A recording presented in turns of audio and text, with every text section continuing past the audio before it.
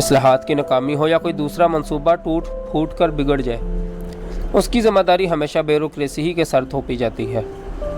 سیاستدان اپنی کمزوریوں، کوتاہیوں اور محرومیوں کا الزام بیوروکریسی پر ہی لگاتے ہیں۔ مارشل لا نازل ہو تو سارے بگاڑ کی وجہ بیوروکریسی کو ہی گردانا جاتا ہے۔ کبھی نوکرشاہی کی تطہیر کے لیے اسکریننگ کا عمل ظہور میں آتا ہے، کبھی تھوک کے بھاؤ ہزاروں ملازم بغیر کسی انکوائری کے برطرف کر دیے جاتے ہیں، کبھی بیوروکریسی کو راہ راست پر لانے والے افراد چھوٹے بڑے سرکاری ملازموں کی پتلونیں اتار کر انہیں درختوں پر سر کے بل ٹانگ دینے کی دھمکیاں سناتے ہیں۔ ایسے ماحول میں ہر بار نئے حکمران اپنے آپ کو اللہ کے مقرب فرشتے سمجھتے ہیں اور نوکرشاہی کے ہر فرد کو ابلیس کا ساتھی قرار دیا جاتا ہے۔ یہ سارے ہتھ کنڈے سرکاری ملازمین پر خوف و ہراس کی دھونس جمانے اور عوام کو اپنی برتری کا رعب گانٹھنے کے لیے استعمال کیے جاتے ہیں، ورنہ حقیقت تو یہ ہے کہ دنیا کے ہر خطے میں ہر ملک کی بیوروکریسی مملکت کا نظم و نسق چلانے میں ریڑھ کی ہڈی کا درجہ رکھتی ہے۔ فرق صرف اتنا ہے کہ بیوروکریسی کبھی سول حکومت کی ہوتی ہے، کبھی فوج کی، کبھی سیاسی جماعتوں کی، کبھی کسی مخلوط محاذ کی، لیکن ہر صورت میں بیوروکریسی سے کوئی نظام سلطنت راہ فرار اختیار کرنے کی سکت نہیں رکھتا۔ بیوروکریسی کا نعم البدل بھی بیوروکریسی ہی ہے۔ جمہوری نظام ہو یا آمریت کا دور دورہ، بیوروکریسی دونوں کے حق میں یکساں وفاداری سے کام کرتی ہے۔ یہی اس کا بنیادی فرض اور عملی تربیت کا ثمرہ ہے۔ نوکرشاہی کے فرائض میں حکومتوں یا نظام حکومت کو عدلنا بدلنا شامل نہیں ہے، بلکہ ان کی نافذ کی ہوئی پالیسیوں پر حد الوسع دیانتداری سے عمل درآمد کرنا ہے۔ حکومت یا نظام حکومت کو بدلنا سیاستدانوں کا حق ہے۔ اگر وہ اپنی بد نظمی یا بے ضابطگی یا انتشار کی وجہ سے یہ حق استعمال کرنے سے قاصر رہیں تو مسلح افواج خود بخود میدان میں اتر آتی ہے۔ حکومت یا نظام حکومت بدلنے کے اس عمل کو عام طور پر انقلاب کا نام دیا جاتا ہے۔ یہ سراسر غلط ہی نہیں بلکہ لفظ انقلاب کی توہین بھی ہے، کیونکہ انقلاب ہمیشہ عوام الناس ہی لاتے ہیں۔ مثلا تحریک پاکستان ایک عوامی انقلاب تھا۔ اس کی کامیابی کے بعد وطن عزیز میں آج تک اور کوئی انقلاب برپا نہیں ہوا، صرف حکومتیں تبدیل ہوئی ہیں، کبھی سول کبھی فوجی۔ بیوروکریسی کو پالنا پوسنا فقط سول حکومتوں کی جارحداری نہیں، بلکہ ایک پیچ در پیچ عالمگیر دستور کی طرح یہ زندگی کے ہر شعبے میں جاری و ساری ہے۔ سول بیوروکریسی کسی تعارف کی محتاج نہیں، مسلح افواج میں ان کی اپنی بیوروکریسی چلتی ہے، عدلیہ کے نظام میں اس کی بیوروکریسی کا اپنا رنگ ہوتا ہے، سیاستدانوں کی جماعتوں میں ان کی اپنی بیوروکریسی رائج ہے، نیم سرکاری اداروں، بینکوں، بڑی صنعتوں، تجارتی کمپنیوں اور دیگر مینجمنٹ گروپوں میں بھی ان سب کی اپنی اپنی مخصوص بیوروکریسی کا راج ہے۔ سول بیوروکریسی کے علاوہ باقی سب بیوروکریسیاں پردہ نشین بیبیاں ہیں، اس لیے ان کا نام لینے کا رواج نہیں۔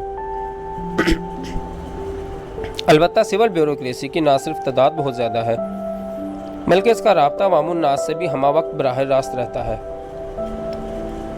باہمی خیر سگالی کا جذبہ کار فرما ہو تو اس رابطے سے خوشحالی اور امن و آشتی اور ترقی کے چشمے پھوٹتے ہیں۔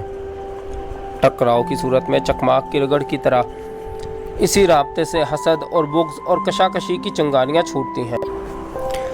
رشوت خوری، بد دیانتی، بد اخلاقی، خویش پروری، اقربا نوازی اور ناانصافی کے جرائم کا ارتکاب ساری بیوروکریسی تو نہیں کرتی، لیکن کلنک کا ٹیکا اس کی اجتماعی پیشانی پر یکساں لگ جاتا ہے۔ سول بیوروکریسی کے جملہ خسائل پر تبصرہ کرنا جوئے شعر لانے سے کم نہیں، کیونکہ اس میں ہر رنگ ڈھنگ، ہر چلن اور ہر انداز کے افراد پھلتے پھولتے ہیں، لیکن ایک خصوصیت جو ان میں مشترک ہے یہ ہے کہ چھٹتی نہیں ہے، منہ سے یہ کافر لگی ہوئی ہے۔ بیوروکریسی کا نشہ ایسا نہیں جسے ترشی اتار دے، خاص طور پر جس بیوروکریٹ پر VIP کے 3 حروف پڑ جائیں، وہ دھوبی کے کتے کی طرح نہ گھر کا رہتا ہے نہ گھاٹ کا۔ یہ 3 حرف صرف سول بیوروکریسی کی ذات ہی نہیں بگاڑتے، بلکہ مسلح افواج، عدلیہ اور سیاسی بیوروکریسیوں پر بھی یکساں اثر انداز ہوتے ہیں۔ جس شخص کا قدم ایک بار VIP کی شاہراہ پر پڑ گیا، بعد میں وہ کسی عام راہ گزر پر گامزن ہونے سے بڑی حد تک نکارا ہو جاتا ہے۔ خاص طور پر ہوائی اڈوں کے VIP لاؤنج دیکھ کر یہی محسوس ہوتا ہے کہ کوڑیوں کے لیے ایک الگ احاطہ قائم کیا گیا ہے جس میں وہ باقی مخلوق کی نظروں سے پوشیدہ رکھے جا سکیں۔ سربراہان مملکت اور غیر ملکی کابرین کے لیے VIP لاؤنج استعمال کرنا تو واجب اور مناسب ہے، لیکن اپنے وطن کے وزیروں، سفیروں اور اعلیٰ افسروں کو اپنے ہی ہم وطن عوام سے کاٹ کر چھوت چھات کے مریضوں کی طرح خصوصی لاؤنج میں محبوس کرنا باعث شرم ہے۔ اگر یہ حضرات بھی عام لاؤنجوں سے گزرے تو لازم نہیں کہ عوام الناس کے دوش بدوش چل کر ان کی ناک کٹ جائے گی، البتہ VIP کا لبادہ اوڑھ کر ان کے دماغ کا ٹیڑھا ہو جانا زیادہ قرین قیاس ہے۔ VIP کو برہمن اور عوام کو شودر کا درجہ دینا اسلامی اخوت اور مساوات کے تقاضوں کی تذلیل کے مترادف ہے۔ میں نے اپنی 30 سالہ ملازمت کے دوران VIP لاؤنج فقط چند بار استعمال کیا ہے، وہ بھی کبھی اپنے PA کا دل رکھنے کے لیے اور کبھی اپنے پرائیویٹ سیکٹری کے روب میں آ کر۔ اسی طرح کے دباؤ میں آ کر ایک بار میں کراچی کے VIP لاؤنج میں جا بیٹھا، لیکن لاؤنج کے پروٹوکول افسر کو میری ذات میں VIP کی کوئی خصوصیت نظر نہ آئی۔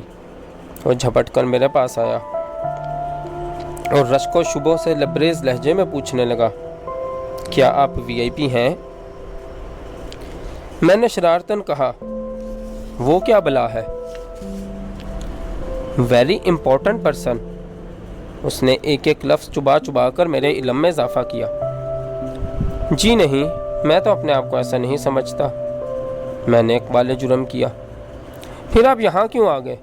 عوامی لاؤنج میں تشریف لے جائیں، افسر نے حکم دیا۔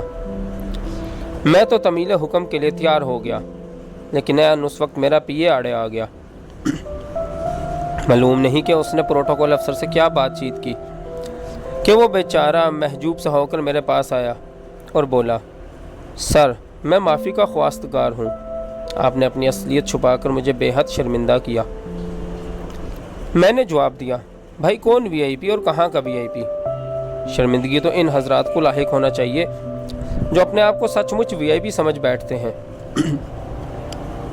یہ سن کر نوجوان افسر مسکرایا اور بولا، جناب آپ کس دنیا کی بات کر رہے ہیں؟ اب تو VIP بھی کسی شمار قطار میں نہیں رہے، کیونکہ ان کے سر پر VVIP کا درجہ بھی مسلط ہو گیا ہے، ویری ویری امپورٹنٹ پرسن۔ کون کہہ سکتا ہے کہ بیوروکریسی کے سائے تلے وطن عزیز تیز رفتاری سے روز افزوں ترقی کی راہ پر گامزن نہیں؟